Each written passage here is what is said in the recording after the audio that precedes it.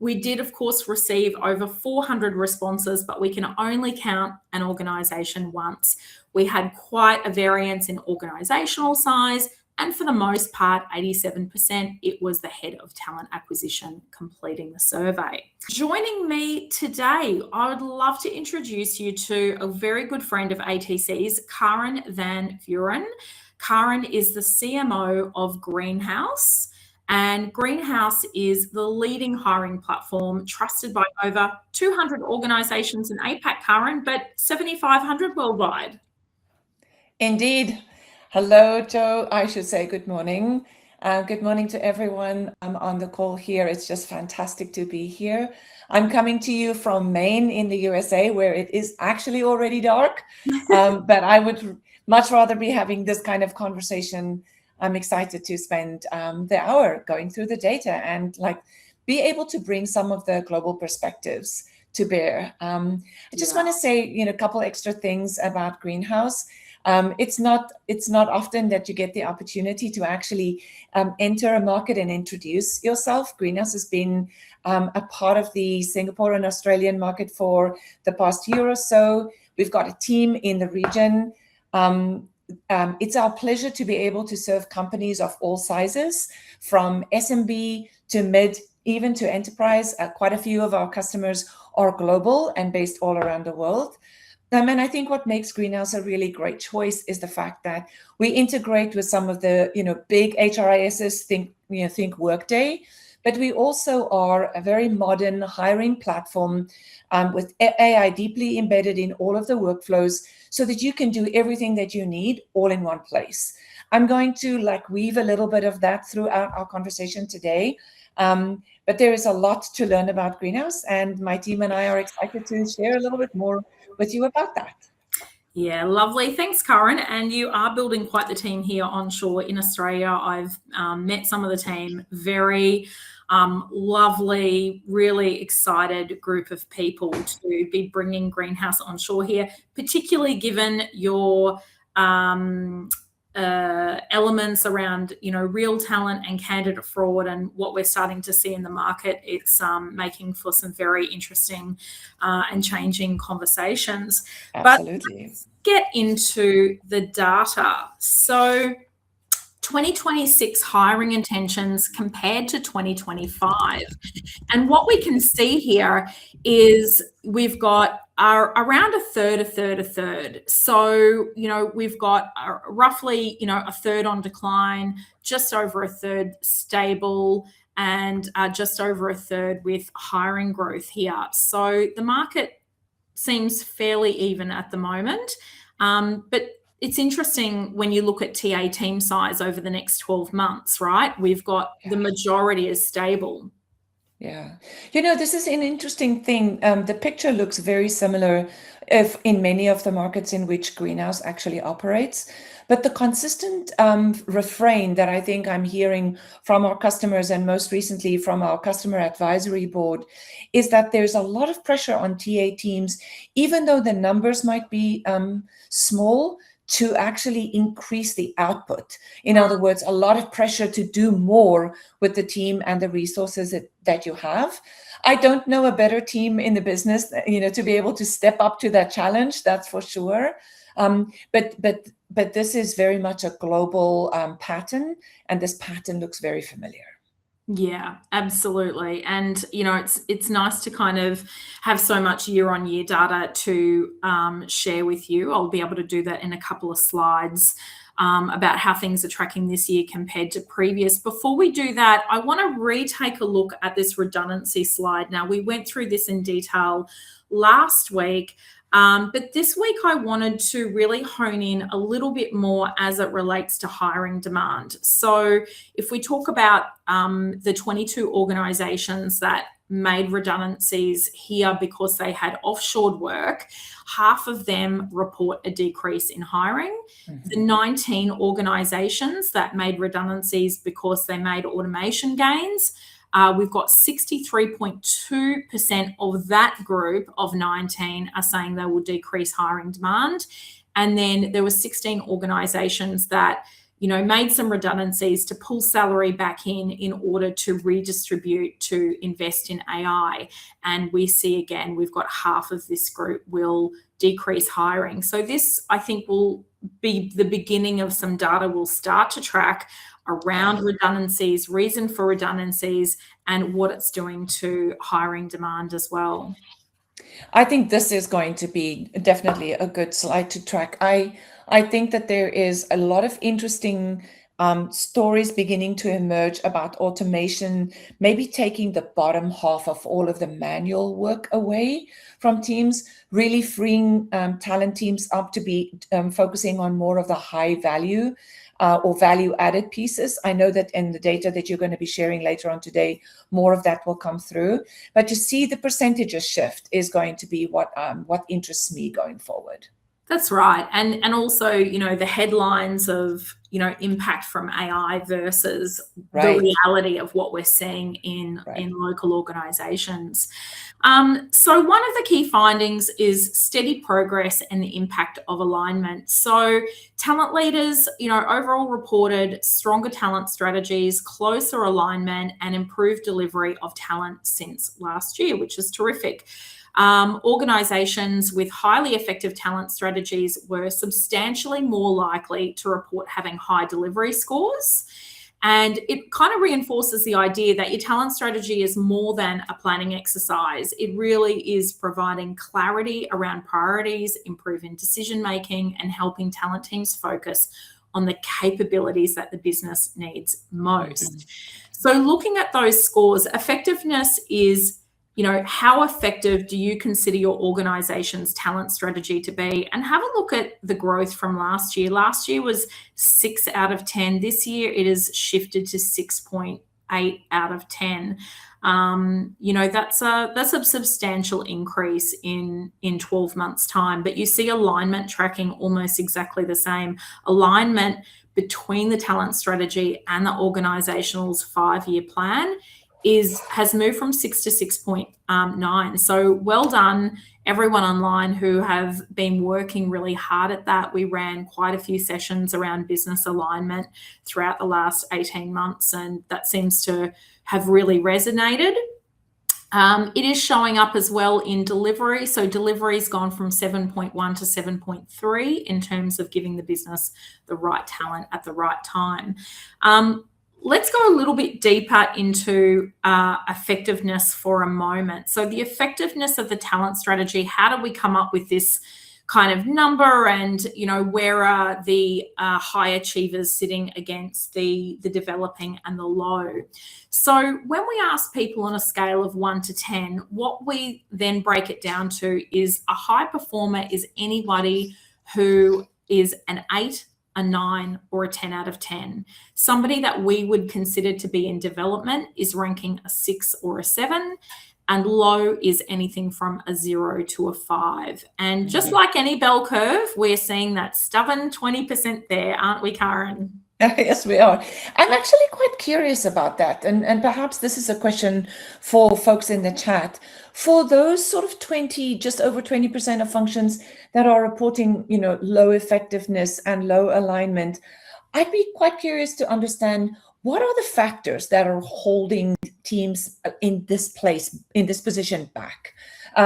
Is it because of, maybe a perception within the organization that's stubborn, it's slow to change, or might it be something, a lot more tangible, like perhaps not access to the right tools, etc. I'd be very interested to see what some of the suggestions might be on why we still see that low development there. Yeah, tell us if you're tuning in. Tell us in the chat. We've got Zoe here. Yeah, matrix reporting lines. Interesting. That's the beast of all large organizations, right? Yeah, it certainly is. I've got a friend whose organization is changing to a matrix model, and every single day I hear the woes of transition to the matrix model. Yeah. Team capacity, high volume. Yeah, limited resources. It's an interesting thing when this theme around limited resources starts to emerge. it's almost like you're immediately beginning to realize you're looking at an organization that potentially doesn't see hiring as a competitive advantage. Because, when you think about how competitive you can be or need to be with regards to talent, a good hiring manager is somebody who realizes that they need to put resources available for the talent team. It's certainly something that we feel very strongly about. I also see capacity to improve processes and systems. Yeah. Yeah, this is beginning to be quite interesting here.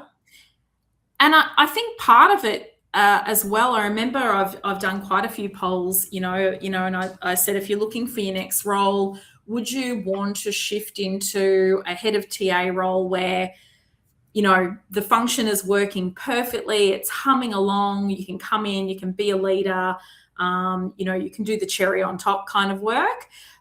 Would you like a greenfield site to build, or would you like a hot mess to fix? And guess what this audience said, Karen? All of them wanted the hot mess. I thought they were nuts. I was like, I love it. There's so much more fun to solve a sticky problem.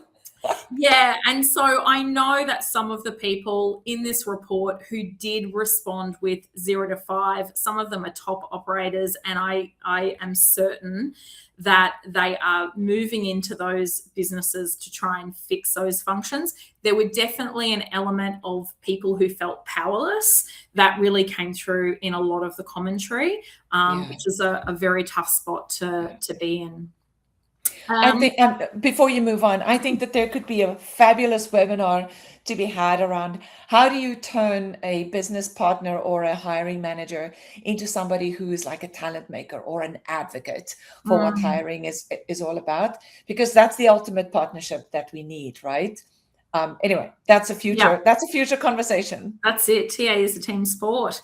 And if we have a look down here for the strength of alignment between the talent strategy and the 5-year business plan, we've got high performing and in development, amazingly exactly the same, but again, that stubborn 20% there that is pulling the overall ranking down. But overall, a really great year of growth and development. People are definitely focused on the right things.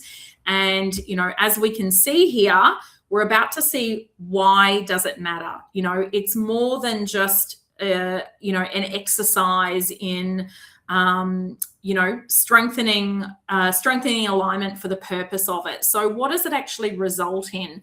So what we found is alignment is really the bridge between strategy and execution. So what we can see here is the effectiveness of the talent strategy. When we have low alignment, our talent strategy is only a 5.3 out of 10. But when we have high alignment between the TA strategy and the organization's 5-year goal, the effectiveness moves right up. And so too with delivery. Those with low alignment were delivering at a 6.6. Those with higher alignment were delivering at a 7.6. So instantly you can get a whole 1-point gain just from having stronger alignment, which is terrific to see show up in the data, because that's obviously the sense that we have had and what we've been talking about for a long time. And the combination between those two things is really the what brings agility. So that when the business shifts or something actually happens and the team needs to respond, your agility in being able to pivot and adjust your talent strategy to the business strategy comes from, I would say, the strength that you have in these two buckets of effectiveness and the alignment that comes around it. Yes, I agree. And look, we do have an A4 version of the report. It's got much more detail. It's got much more commentary, and that's certainly something that we've added in there. Is if the business changes org strategy today, which many are, there's a lot of detail in there about CEOs fearing that without complete reinvention, the businesses are going to be dead in the water within a decade. So, I think this kind of makes sense that we're now looking at org strategies in continual change, and therefore talent strategy for alignment will be in continual change.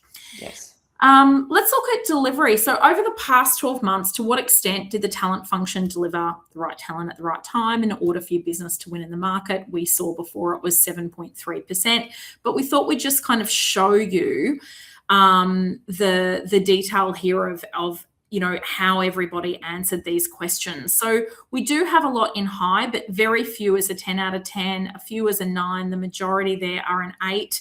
But from last year, we only had 41% in this grouping, and now that's moved up to 48, which is terrific. Low performers have reduced slightly from 13 down to 7.4. So again, everything is moving in the right direction. The next key finding was quality confidence. So yes, we're able to deliver, the volume, but let's now turn our attention to quality. Quality confidence rises with process maturity. So one of the clearest relationships is the relationship between structured hiring practices, which we're calling process maturity, and confidence in quality hiring outcomes. So we looked at a couple of things. Number one is process maturity against a range of key factors, which we'll share with you in a moment. And then the confidence that your hiring processes consistently deliver high quality long-term hires aligned to your business goals. So we've got 1/3 of organizations reporting high confidence. And what we'll see in the data is that the higher the process maturity, the higher the quality confidence is. So let's dig into that. So Karen, some of these hiring practices we worked with Greenhouse on. Do you want to talk us through the 6 elements you've chosen? Of course, we could have chosen about 25, but you've honed in on these 6. So share what they are and why. Absolutely. I think the most important thing for me, the point that I want to land is when we talk about structured hiring for Greenhouse, it's actually a belief system. And the reason we believe in it so deeply is because structured hiring is what helps you to kind of get a sense of what great looks like in terms of the kinds of hiring that you want to do. It helps you to embrace and work in a process that is clear, that is consistent, makes it easy for people to be able to kind of make good decisions, evidence-based decisions in that, as opposed to the sort of biased gut feel kind of characteristics that so often is present when an organization is not hiring in a structured hiring manner. So as Joe mentioned, the things that are important to us are, number one, that there would be a sort of a plan in place to be able to align and agree on before you actually open the role. The number of times that a hiring manager just says, I need you to find me a body. And oh, by the way, these kind of attributes, not very well defined. It's a little bit like looking for a needle in a haystack. So the notion of structured interview plans, which is the map of the hiring right at the beginning of the process, is a real keystone in this process. I think when there is alignment and agreement on what it is that we need in the role and how we're going to evaluate whether we have that, that's when you can actually have good decision making. And Greenhouse has codified that in the form of standardized scorecards. And the discipline here is not just the having of a scorecard, but actually the asking of the completion of the scorecard. And when teams actually provide scorecard information, it's not just like this, this, or this. It's actually, why am I giving the thumbs up to that particular candidate? In the Greenhouse way of working, you actually need to provide a little bit of a response as to what your rating in that particular interview is about, because that is what actually makes for rich signal at the end of the process to be able to make decisions on. Hiring decisions that are documented using evidence, when all of the evidence is gathered, all the scorecards are filled, and there's a roundup that can happen, that's when the hiring manager can actually have a balanced input from everyone that actually interviewed.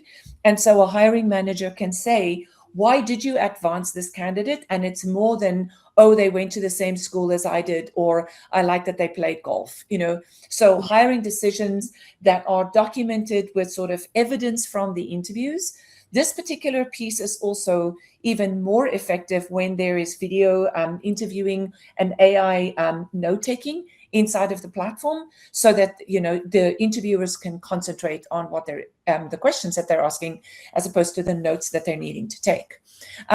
Interviewers are trained in evaluation criteria. This is an area where not all companies are actually sort of really leaning into this. But if you make interviewing a privilege, if you make interviewing a skill, and if you provide a little bit of guidance for how to be a good interviewer, then you will materially see the sophistication of your interviewing and of your hiring processes go up.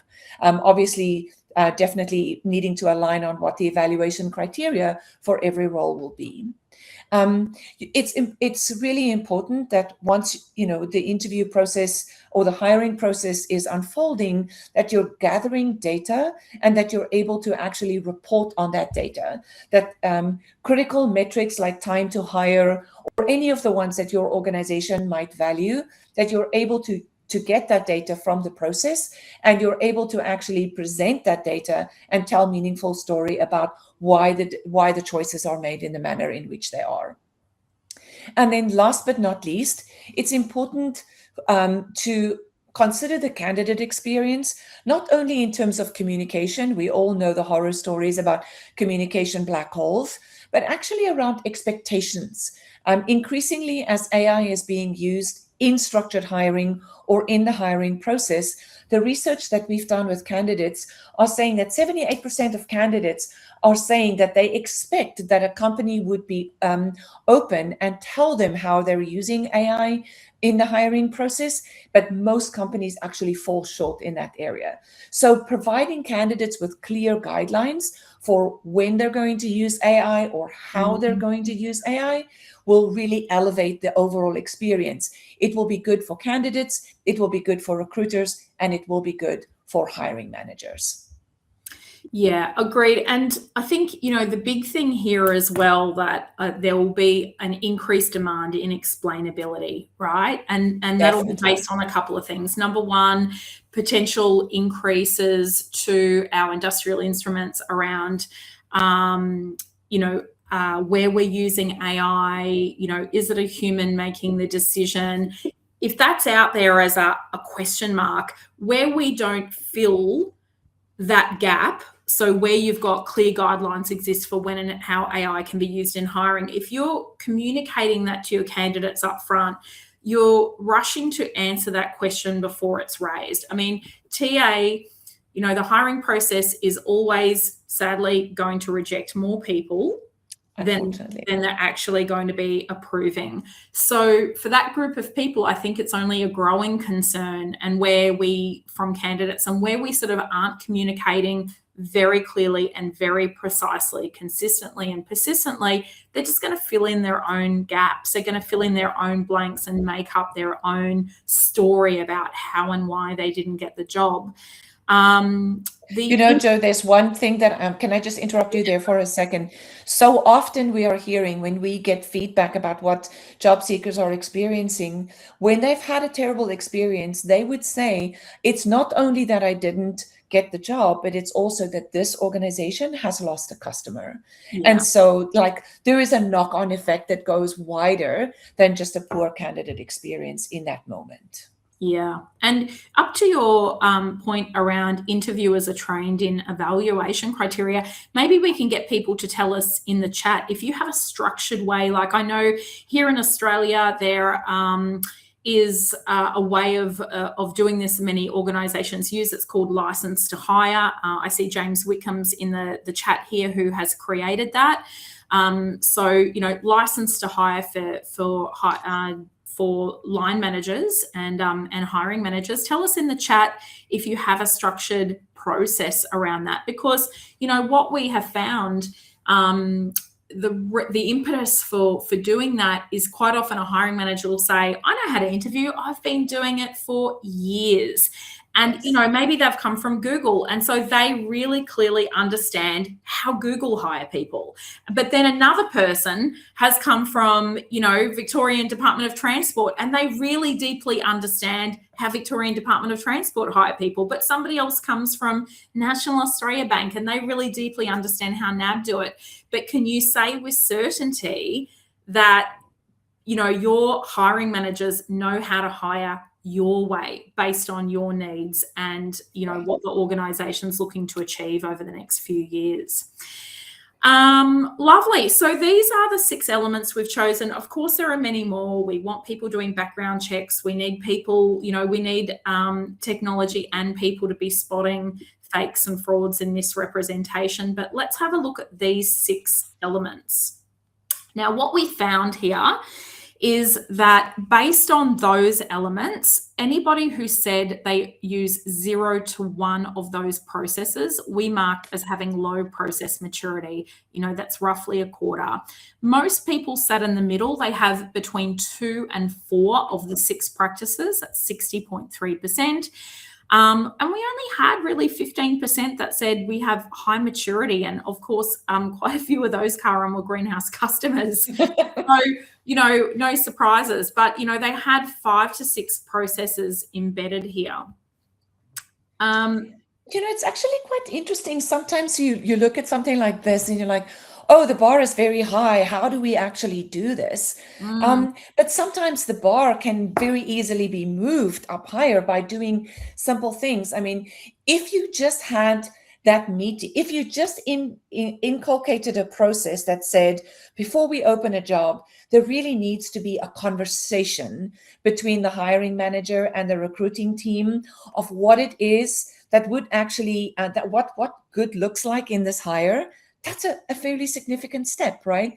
If you just switched on, okay, we're going to require scorecards for this interview, and everyone needs to, who is interviewing, needs to agree to submit their scorecards within, let's say, 48 hours of the interview. Like, you could actually be moving up the hiring maturity curve very readily. But something as simple and yet so important as putting guidelines on your website for how, you know, AI is being used and what's the expectation of candidates, there you go, up the hiring maturity curve. So it sometimes looks like it's very difficult to actually get to a higher degree of maturity, but small things consistently implemented can have a very big impact. Yeah. And I think the big thing to take away here is, you know, we've only got 14.9% saying high process maturity, but most people are only 1 or 2 practices away of joining that group. So, you know, as you say, you know, just turning on scorecards or just improving, you know, hiring manager kind of license to interview, you know, you're very soon going to find yourself up into that group. So this will be a really interesting data point to continue to look at over the next few years, and hopefully, you know, we'll see the needle move on that one as well. Oh, Joe, I'm so tempted. I have to say this to you. Nice. There's a big conversation always happening about quality of hiring, right? Quality of hire. How can I make sure that I have that? We really believe in quality of hiring process, because when you have quality of hiring process, you can materially affect the outcome of that hiring decision. You cannot, as a TA person, affect what performance management or learning development is going to do to a great candidate, but a great process can yield the highest quality talent. Yeah. And so we stand by that. Yeah, absolutely. You know, I see here a few notes in the chat here. Steve Prince says, you know, from the hiring manager's perspective, but I sat through how to hire training videos in the 1970s. If you've been around in hiring long enough, you'll remember those videos. I do, very much so. So we've got here the average result for quality confidence was 6.7 out of 10. And what we found is we're that stubborn 20% of low confidence, 43 with developing, and 35 with high confidence. So, you know, typical sort of traffic light system here. But let's have a look. This is so telling, the way that this moves. Your hiring confidence immediately improves with process maturity. So for those with low process maturity, 5.97 on the dial. Medium process maturity, 6.77 in terms of quality confidence. And those with high process maturity had the highest confidence in their future quality hiring at 7.86. So it, for us, it's just one of the most practical levers available to improve hiring consistency. You're reducing risk, you're building long-term confidence in your hiring outcomes, but you are also taking it up a notch in terms of what I think we'll see a lot more of in the future, and that is, the need of very clear explainability of how you got to this hire as the AI conversation heats up here and around the world. Now I'm just going to stop and check the QA box for a moment. So Karen, Steve has asked, with AI screening questions becoming more widespread and the associated focus on reducing bias, is that assisting in driving process maturity at all? So AI screening questions and driving process maturity. Any thoughts on that? I think at this moment, this may not be the full answer there. We're focusing a lot on ensuring that whatever AI screening is happening at the beginning, at the top of the funnel, is being done still in a structured way. So whether the questions are being asked by a hiring manager, by an interviewer, or in the case of something like voice AI, it still has to be embedded in the plan for this hire, and the questions need to be consistently adhered to, just like you would for any interviewer. There is no separate set of measures or criteria for screening questions for AI. We're using AI to actually make the process more consistent, to make it less biased, and to make it ultimately more efficient. But it doesn't mean that in greenhouse land, it doesn't translate into a separate set of questions. Yeah, and I think whether, a person's creating it out of here, or a question bank that somebody else has done, or you're prompting and, you've got AI doing it, ultimately it's still the hiring team that needs to determine and provide instruction to the AI about what should happen next. If they answer this way and you're going to take the conversation in this direction, it shouldn't be a surprise to us what the tool is shifting to, right? That should be predetermined with that human judgment in mind. And the capability of the AI interviewing tool or platform needs to be such that there is good judgment, that there is consistency, that you are able to go back and explain exactly what questions were asked and how the answers were evaluated. So I would argue there's arguably even more scrutiny and rigor needed anytime AI is applied to screening. Yeah, and Priya's asking, how do we ensure candidates trust the recruitment process when we say we use AI for recruitment and selection? Priya's thinking that as a candidate, they're going to get more anxious as soon as they know that AI is used in the process. It is true, and it's one of the reasons why companies taking that extra step to just explain exactly what AI, where AI, how AI, that is the only way to really build trust. The other option here is to give candidates the option to opt out.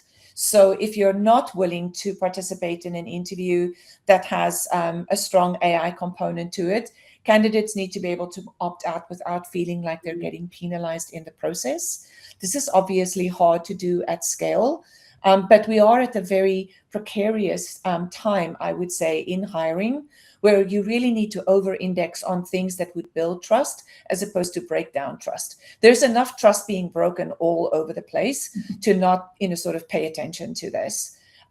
We do have at this moment, and I'm just going to put in a little plug for the newest product that we're working on called Greenhouse Voice AI. This is a voice AI interviewing experience, and we've had quite a few customers actually sign up. And what is phenomenal, and I'll quote Zapier, is the customer who's particularly reported this. Their candidates going through that voice AI experience is giving the experience 4.5 or 5 stars out of 5 for the quality of that experience. Like, they consistently are rating the experience excellent.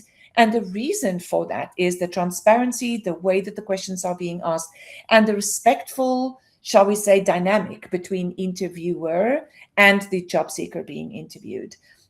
This is a new kind of world that we're entering into.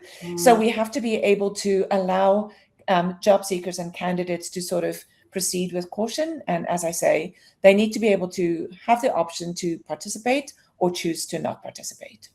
And I think, you know, the more detail that we can get on how we use AI and how we expect you to use AI, so where you can and can't, it's just about, it's you know, just like I say to my son, you know, when I'm getting, it's yes with conditions. So Yes, here are the conditions that need to exist. And so, yes, we want to invite you into our hiring process, but here are the conditions that exist for both parties. And I think when we get very, very clear around not just that we use AI somewhere, somehow, but specifically where. So for those of you online today, you will now automatically be subscribed to our monthly TA newsletter.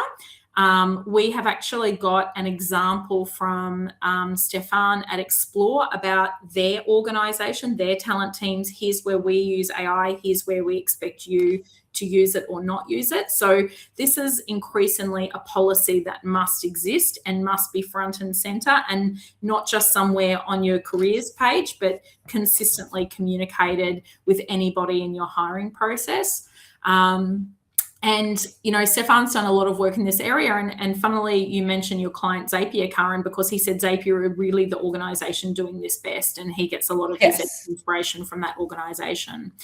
And I might just add one thing. If you're looking for an example of how to level set the expectations, take a look at the Greenhouse website, where we actually have in our trust portal, there is a link there to how we use AI in the hiring process.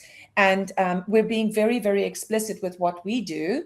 And then we also provide explicit guidance to say, okay, it's, you know, if you've used AI to help write your resume or your application letters, that's all fine. But what's not fine is if you're using AI in the interview process to actually misrepresent or overstate, et cetera, et cetera. So I feel really proud of kind of the example that we've set there. So happy for anyone to go and take a look at that.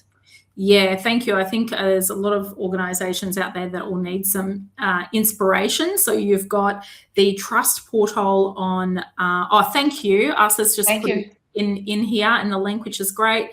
And then we've got an example from a talent team here in Melbourne, coming to you in the monthly newsletter on Friday. So hiring process maturity is just 1 or 2 habits away. And not only do you have the trust portal, but Karen, you guys have got here a 101 ebook on structured hiring. Yes, wanted to share this with everyone on the call. A little bit ago, I would say 3 years ago, we wrote the book on structured hiring called Talent Makers. And we wrote that book specifically focusing on the hiring manager and how to think about making a hiring manager more of a talent partner. We've also produced sort of the Structured Hiring 101 ebook for the recruiting team. So all of the things that we've said about how do you actually plan out a process. And we've done this, Joe, not necessarily only with Greenhouse in mind, but even if you're doing hiring using spreadsheets, God forbid, you can still follow a structured hiring process when you're organized in how you're setting up the job, how you're thinking about the interview, how you're thinking about the assessment of the capability of the candidates, and how you're ensuring that your decision-making is not biased, and as and fair and equitable as possible. So all of that is captured in this book. I would say it is a really useful download. So please just scan the code and enjoy the content that's there. Yeah, lovely. And might be a good time while we're chatting about structured hiring and we've introduced AI to the conversation. Jay's got a question here to say, Karen, what is your view on AI vetting candidate resumes and candidates being knocked back due to the words in their resumes and how they align or don't match with what is programmed into the AI? I'm going to keep this quite short. It's a great question. It is the question of the moment. And I think that I'm going to sum it up by saying this, what you just described, Jay, is the reason why the resume is basically dead. As a tool representing a candidate and the skill and experience that a candidate has, the resumes have become so tailored to the job description that they no longer, in truth, they no longer provide the kind of rich quality signal that a recruiter and a recruiting team needs to be able to make good decisions. And so essentially we needing to revisit the role of the resume in the application process and move to the kinds of tools and processes that would yield much richer signal. It's one of the reasons why we are currently leaning into, candidates are quite open to using AI. So could we be thinking about using voice AI to give candidates the opportunity to have a conversation, to share more about what their skills and experiences are, to actually truly deliver why they believe they're the right person for that job? And when that interview, if you think about that as a sort of an initial screening interview, is evaluated, there's so much more there, so much more than what a keyword or white text on a resume could ever communicate. So my short answer is the resume is dead, and long live the voice application. Yes. And I think, everyone has really seen the increase of the AI fluff. Everyone Exactly. is sounding wonderfully capable. But by the time they get to the hiring manager and they scratch the surface, they go, we've got the wrong person. Like, that's taking up my hour here. So that's sea of sameness. And this is something that we need to look back upstream in the process and say, what do we need to do that's different here at the front end before we start taking up hiring manager time. So it's poll time. Now, up where your chat button is, to the left of it, you'll see a little lightning strike called interactions. And we'd love for you to answer this question and tell us, what percentage of organizations do you think are experiencing candidate fraud? Now, this is the 244 organizations that we surveyed, and they told us whether they were experiencing fraud and misrepresentation. So let's have a look here. I think the majority of people are going 25 to 44, but we've got 65 to 84 is shifting a little. Okay, we'll give you a few more seconds to complete that poll. And then I'll flick to the correct response and tell you if you were on the money or not. Okay, so I think from the audience perspective, we've got the majority of people believe that between 25 to 44% of the organisations surveyed are experiencing candidate fraud and misrepresentation. And this is a little hint before we get to the real figure. Candidate fraud is widespread. Preparedness is not. So candidate fraud adds another layer to the confidence equation. As misrepresentation becomes harder to detect, mature hiring processes need to do more than just move candidates through efficiently. They must create enough evidence, verification, and governance for leaders to trust the hiring decision. So candidate fraud, 89% of the 244 talent functions surveyed are experiencing fraud and misrepresentation. Now, what's truly concerning is the level of preparedness. So yes, fraud and misrepresentation is out there and it's on the rise, but our preparedness to detect it and prevent it is just not there. So the question is, if candidate fraud doubled next year, would your current hiring process detect it, or simply process those fraudsters faster? Well, I know what a lot of our customers would say when we ask them that question, and a lot of people had to, like, with a little bit of humility, admit that they already hired some of those fraudsters and only discovered it 2 weeks in after data breaches had happened. So this is not a make-believe kind of situation. This is a very, very real situation.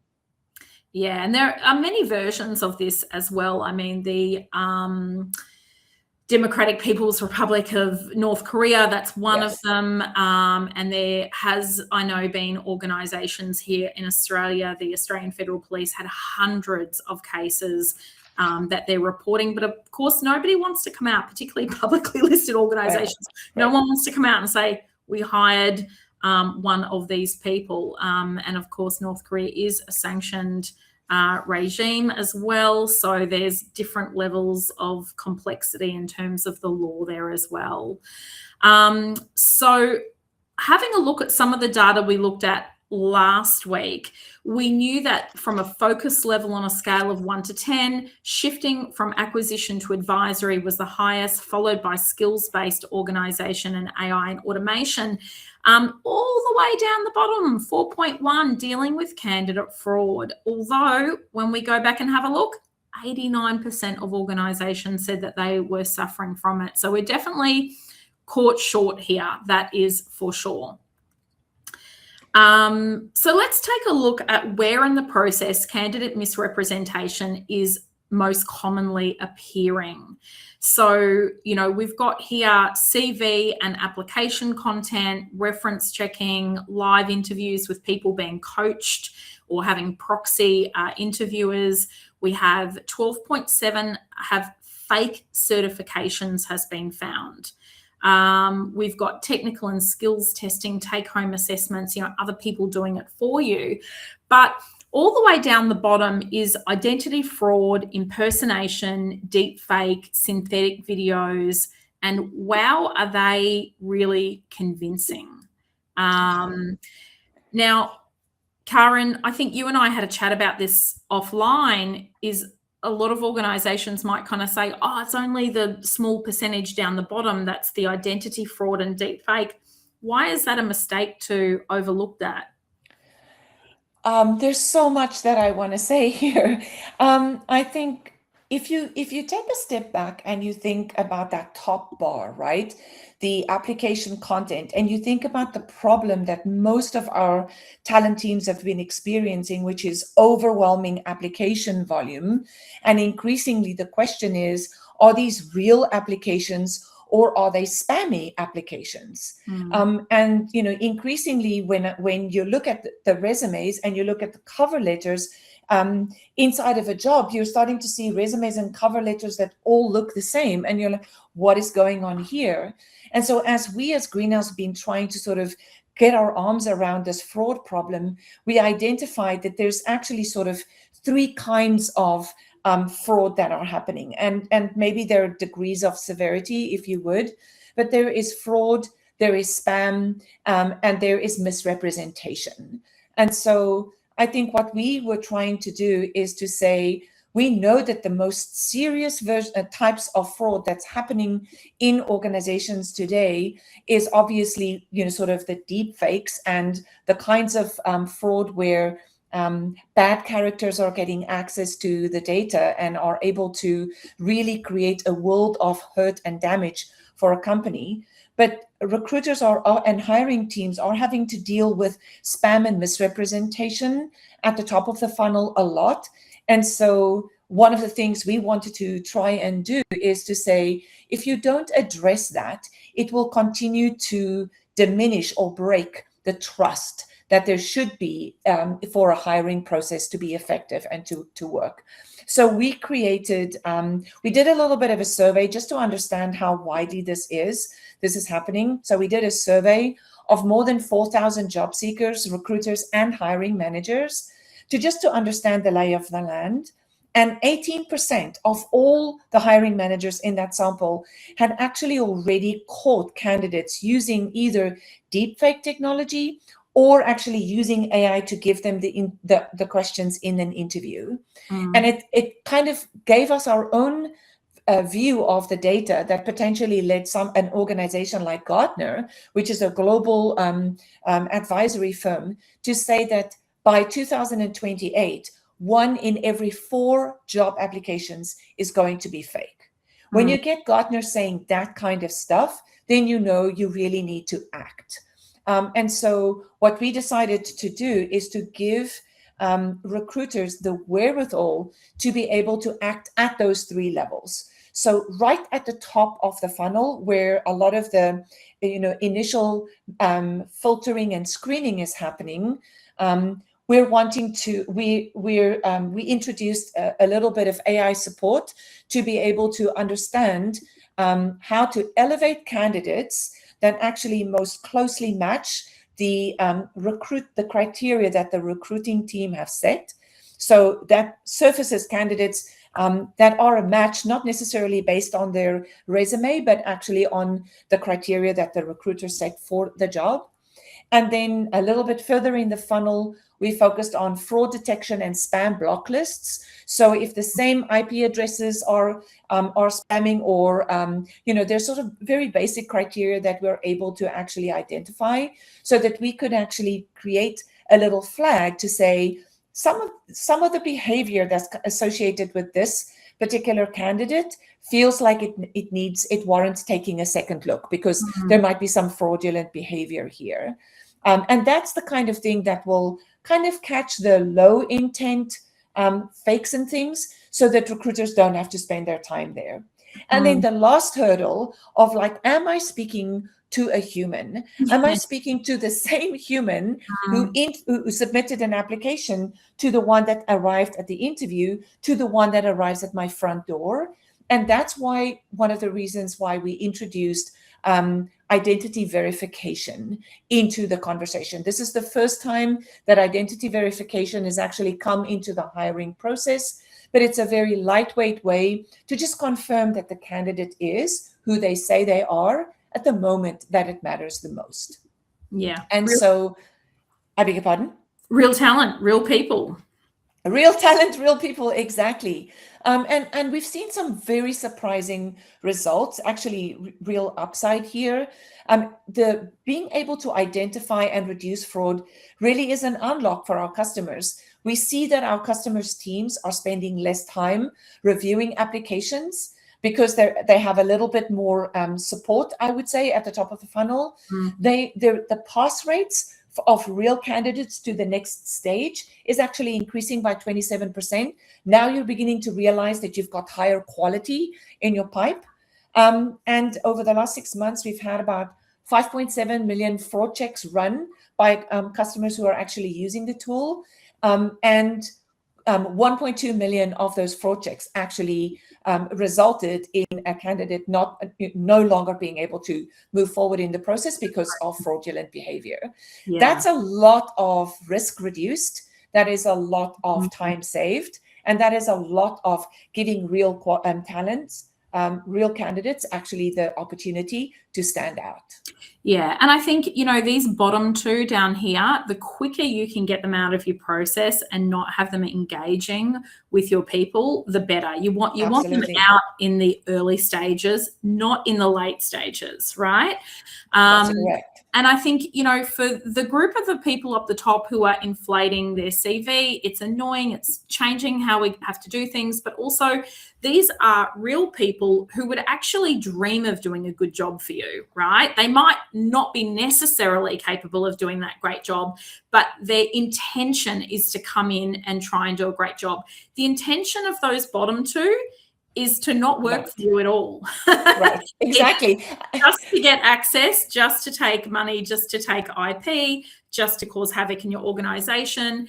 And I think, there are, given the hundreds that the AFP were investigating, I think there is quite a few talent teams sitting in that pressure point at the moment.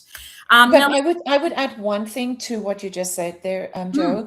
The last two there and the size of the risk is the reason why chief security officers have become so fundamentally focused on hiring. It's the reason why the legal team is wanting to pay much closer attention to what we're saying, how we're saying it, how we're doing it.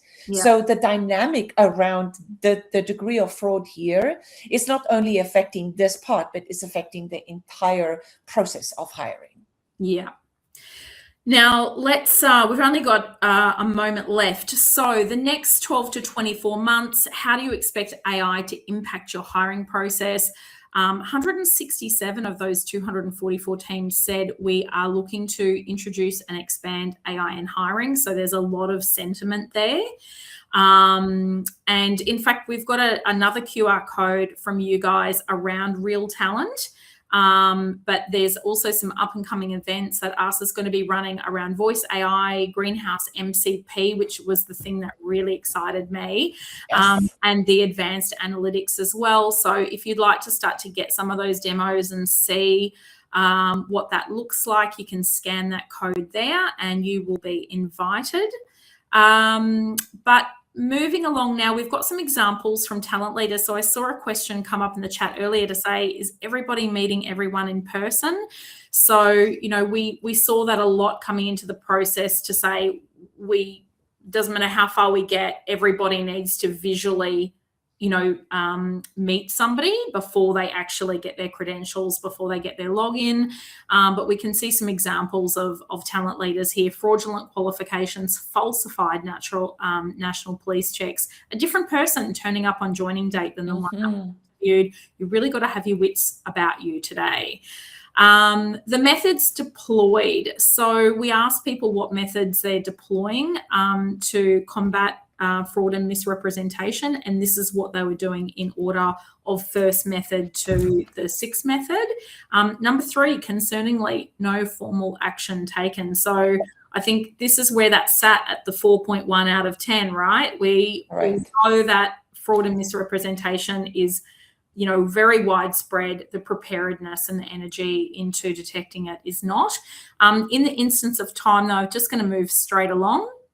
So we had 89% are experiencing it, but only 27% have updated policy or governance framework. So that kind of suggested to me that people are responding, they've got a few methods in place, but they're largely responding to incidents rather than building a robust long-term capability here. So please embed this tightly within your processes so it doesn't fall off the radar as people join and leave the hiring team. We've got some great quotes here about how the role of the recruiter is changing in the organization right now. So as we can see here, people are starting to look after REM, talent management, engagement. We are picking up all of workforce and resource planning. So this is the, TA is moving outwards, TA is moving up in terms of their trigger point. They're focused on a shift from transactional hiring to strategic advisory. Recruiters are delivery focused, working as inside-led consultative talent advisors. So we see a lot of work happening in this area. And we've got one person here saying the role is increasingly focused on shaping talent decisions. And I think that is a real statement to remember and to hold on to. That certainly appeared a lot in our last webinar around the structural uplift as well. Joe, can I just add one thing here? When you're starting to talk about fraud and you talk about risk to the business, those are very, very different kind of conversations to be having and really indicative of becoming an advisor to the business. Yeah, that's very true. So we've got here, how much do talent leaders anticipate the role of the recruiter changing over the next 5 years? So we've got here 6.9 out of 10. But then we asked, how prepared are your development plans to help your recruiters with the new skills and responsibilities? And we see that lagging a little, 5.4 out of 10. So another area that requires some focus. You know, we had an interesting quote here to say there's constant demand for improvement and evolution, and our TA team is training on AI prompt stacking currently. So 54% had trained their recruiters in generative AI and prompt training. Wild, given I think that this is really a skill that most people would be incorporating as a capability for most hires, at least within like a white collar or head office environment. I want to understand how the marketing leader prompts. I want to understand how the finance leader prompts.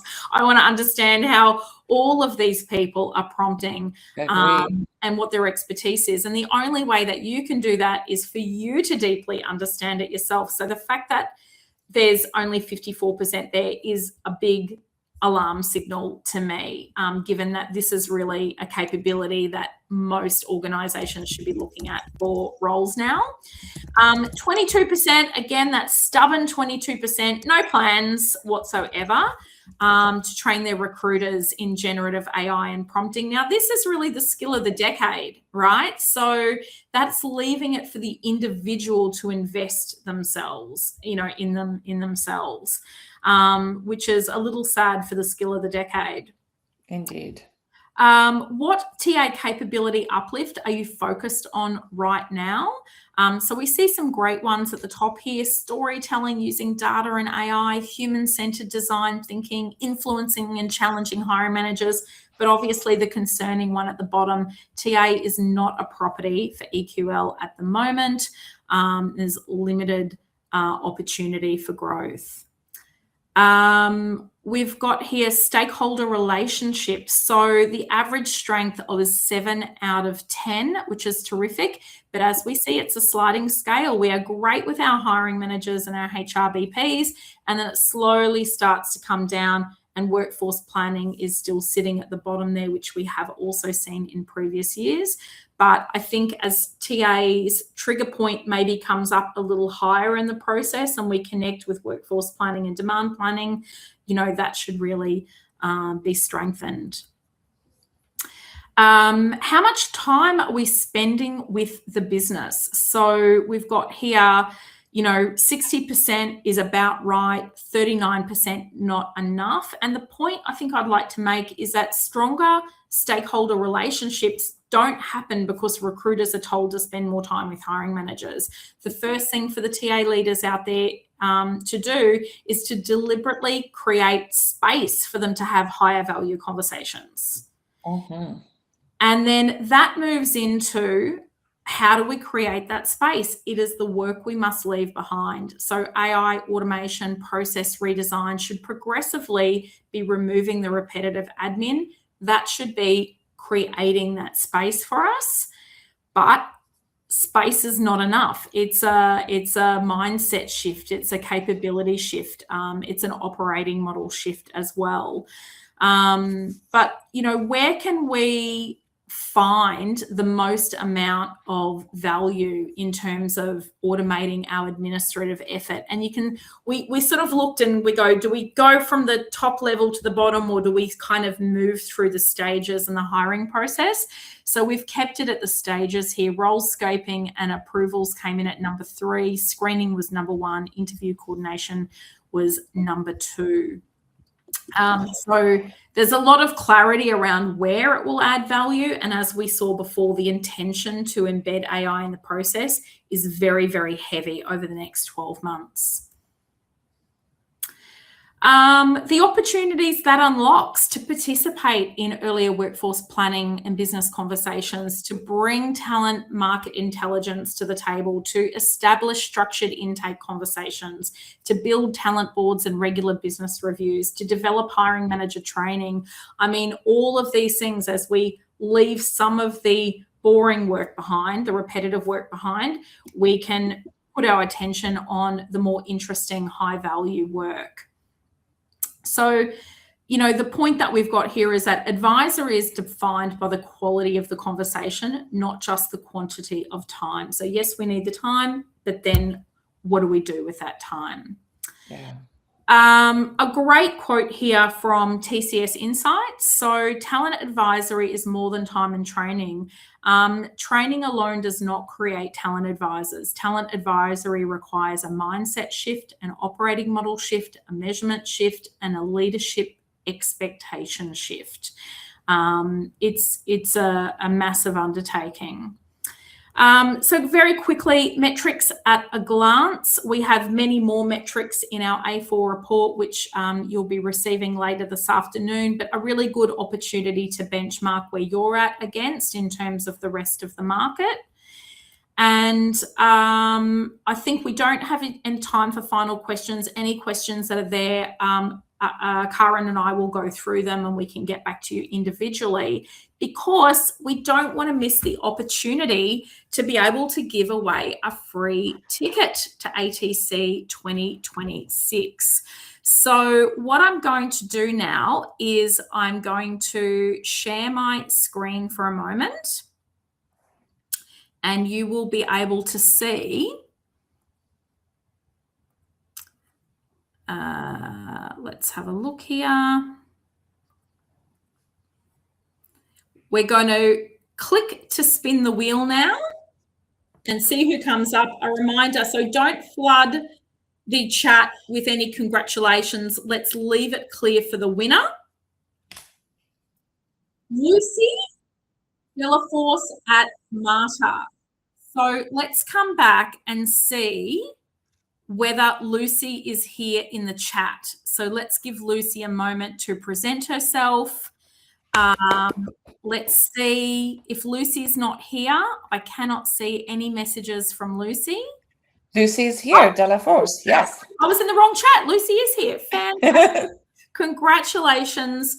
Well worth staying online, Lucy. Now you can flood the chat and say congratulations to Lucy for winning a free ticket to ATC 2026 Uplift, Rise Together, organisational uplift, departmental uplift, personal uplift. She'll be spending 2 days with us and 500 talent leaders on the 13th and 14th of October at Fed Square in Melbourne. And Karen, I hear there's potential that you might be there too. Fingers crossed that the stars align. I would love to. Such an important event. Yeah, wonderful. Well, listen, we'd like to thank you all for joining us today, and thank you, Karen, for your global overlay onto a lot of the topics that we spoke about today. It's a pleasure to be here. Thank you for the opportunity, Jo. This was such a great study, and we're very proud to be part of it. Thank you. And thank you for Greenhouse for partnering with us as well. Please reach out to me if you'd like to know anything else about Greenhouse or about ATC 2026. But thank you so much for joining us. You've been fantastic in the chat and the questions. And that is all from us for now. All right. Thanks, team. Bye for now.